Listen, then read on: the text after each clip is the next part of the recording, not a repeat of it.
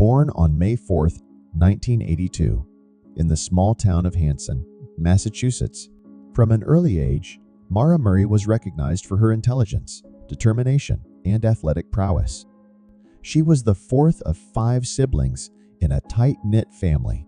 Maura excelled both academically and athletically throughout her youth, showing a particular talent for long-distance running. Her dedication and achievements eventually earned her a coveted spot at the prestigious United States Military Academy at West Point, a remarkable accomplishment reflecting her discipline and drive. However, after spending some time at West Point, Maura made the significant decision to transfer to the University of Massachusetts Amherst. There, she began studying nursing, a profession that resonated with her compassionate nature and strong desire to help others. Despite what appeared to be a promising path, signs of personal distress began to surface in the months leading up to her disappearance.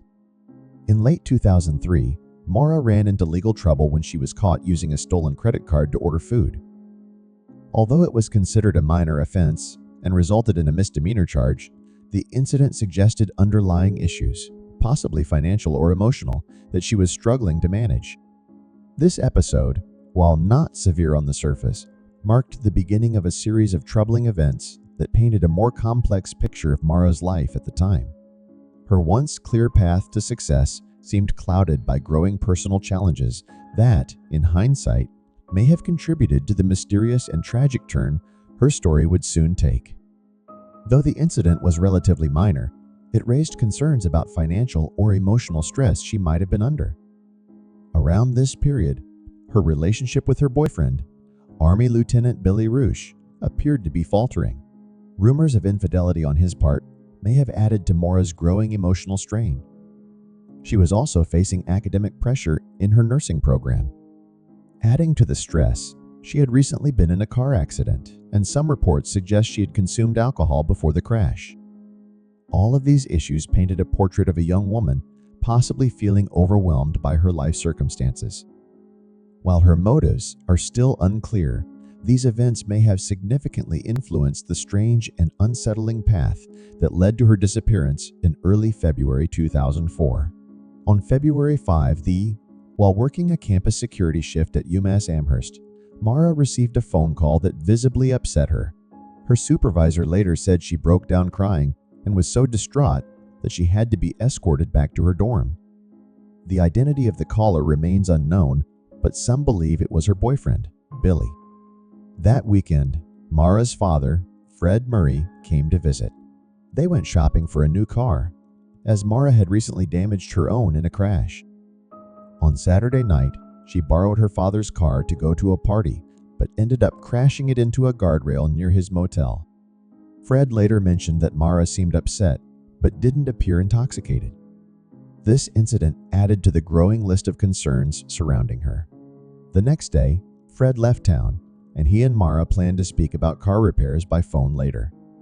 These events, paired with Maura's emotional state, may have contributed to what happened next.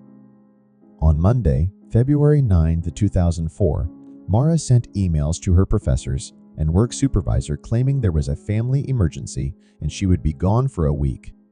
No such emergency existed. That same day, she withdrew $280 from her bank account and bought alcohol, including Bailey's, vodka, and wine.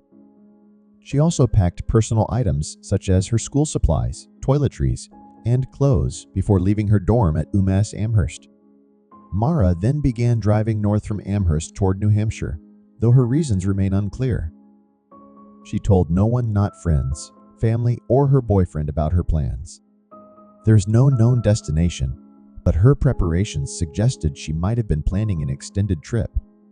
One thing is certain, she was heading toward a remote area, setting in motion one of the most perplexing missing persons cases in the country. At around 7:27 in the evening, Maura crashed her black 1996 Saturn on Route 112 in Haverhill, New Hampshire. A local school bus driver named Butch Atwood stopped to help. He later reported that Maura seemed shaken, but declined his assistance, claiming she had already called AAA, claim not backed by phone records. Atwood found her response unusual, but did not press further. He returned home and called 911 at 7:42 p.m. He later recalled, "I just asked her how she was. I just asked her how she was. She said she was shaken up. I couldn't see any blood on her face. And she was shaking like this. I says, okay, I'm going to go call the police." Another neighbor, Faith Westman, also reported the crash. When police arrived at 7, just minutes after the 911 call, Maura had already vanished. Her vehicle was locked, and inside were a spilled box of wine, a bottle of Bailey's, her textbooks, makeup bag, and a soda bottle that smelled of alcohol. Notably, her cell phone and credit cards were missing. There were no footprints around the crash site, no signs of a struggle, and no clues pointing to where she might have gone. The last confirmed sighting of Maura was by Butch Atwood at the crash scene. The next day, February 10th, a massive search effort was launched around Route 112 in Haverhill. Local police, state troopers, and volunteers combed the wooded area for any trace of Maura. By February 11 to 12, search dogs were brought in to help with the effort. A bloodhound reportedly picked up Maura's scent, but lost it within 100 yards of where the crash occurred. The search included air surveillance, foot patrols, and even checks of bus logs and snow trails. Searched with dogs, by air, and on foot. They've checked everything from bus logs to snow tracks, and now, after 10 days, officials say they have suspended the ground search for 21-year-old Maura Murray. What we wanted to do was make sure that we had done everything twice, and wanted to be able to come, for instance, and say to the family, we have searched this area extensively, and we have a very good feeling that we've done everything that we can do to assure that she's not in the vicinity of the crash site. Officials even went a step further when asked if they thought Murray left the scene of her January 9th car accident on her own. At this point, I have no reason not to believe that. But those close to Maura and her family say even if she left on her own, she would have gotten word home. And there's no way that she would ever put just the two most important people in her life that I'm aware of, her father and my son, through this nightmare. There's no way. Officials plan to continue doing background checks on Maura with the help of the FBI to try to establish her frame of mind prior to disappearing. But at this point, there will be no further search of the area. As for Maura's family and friends, their search continues. After 10 days, officials announced the suspension of the ground search for the 21-year-old nursing student. Authorities stated they had thoroughly searched the area multiple times and felt confident Maura was not nearby. When asked if they believed she left the crash site on her own, officials said they had no reason to doubt that possibility. But those close to Maura, including her family, disagreed. They insisted that even if she left voluntarily, she would have contacted her loved ones. Her father and boyfriend were the two most important people in her life, and it was unthinkable that she would disappear without reaching out to them.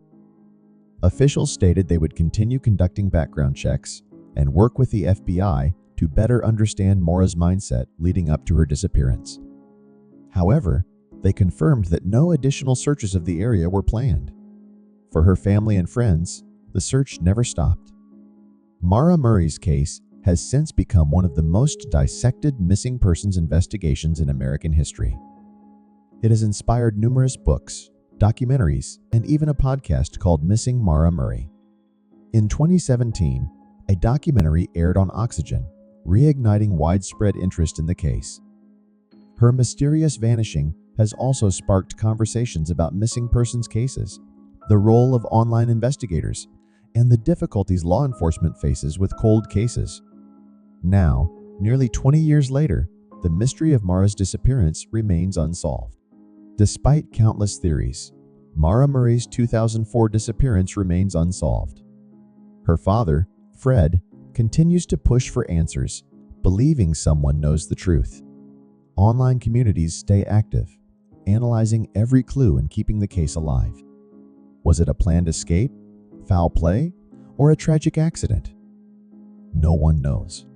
But her loved ones still hold out hope that one day the truth will emerge, bringing justice and long-awaited closure to one of the most enduring mysteries in recent history.